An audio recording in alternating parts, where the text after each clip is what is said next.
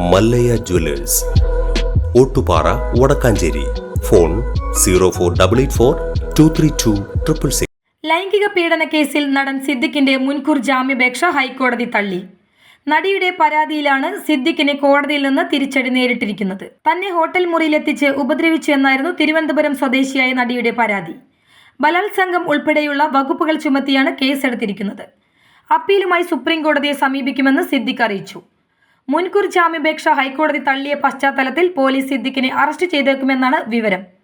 സിദ്ദിഖിനെതിരെ ശക്തമായ സാഹചര്യ തെളിവുകൾ ഉൾപ്പെടെ ലഭിച്ചു കഴിഞ്ഞെന്നാണ് അന്വേഷണ സംഘം അറിയിച്ചത്.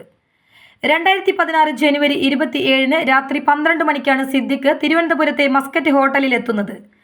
28 വൈകിട്ട് 5 മണിവരെ സിദ്ദിഖ് ഹോട്ടലിൽ ഉണ്ടായിരുന്നതായി തെളിവുകൾ ലഭിച്ചിട്ടുണ്ട്. പെൺകുട്ടിയും ഇതേസമയം ഹോട്ടലിൽ ഉണ്ടായിരുന്നതായി തെളിവുകൾ ലഭിച്ചിട്ടുണ്ട്. മസ്കറ്റ് ഹോട്ടലിലെ 101D എന്ന മുറിയാണ് ഇവർ ഉപയോഗിച്ചിരുന്നത്. ജനലിലെ കർട്ടൻ മാറ്റി നോക്കിയാൽ സ്വിമ്മിംഗ് പൂൾ കാണാമെന്നായിരുന്നു നടിയുടെ മൊഴി. ഇത് പോലീസ് സംഘം 101Dയിലെത്തി സ്ഥിരീകരിച്ചിരുന്നു. സിദ്ദിഖ് അന്ന് ചോറും മീൻകറിയും തൈരുമാണ് കഴിച്ചതെന്ന് പെൺകുട്ടി പോലീസിനോട് പറഞ്ഞിരുന്നു.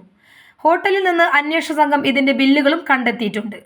അതേസമയം മുൻകൂർ ജാമ്യാപേക്ഷ തള്ളിയ ശേഷം സിദ്ദിഖിന്റെ മൊബൈൽ ഫോൺ സ്വിച്ച് ഓഫ് ചെയ്ത നിലയിലാണ്. താരം ഒളിവിലാണെന്നും സൂചനയുണ്ട്. News desk any time news. കൂടുതൽ വാർത്തകൾക്ക് ഞങ്ങളുടെ ചാനൽ സബ്സ്ക്രൈബ് ചെയ്യുക. ഫേസ്ബുക്ക് ഫോളോ അപ്പ് ചെയ്യുക. വാർത്തകൾ വേഗത്തിലറിയാൻ എനി ടൈം ന്യൂസ്.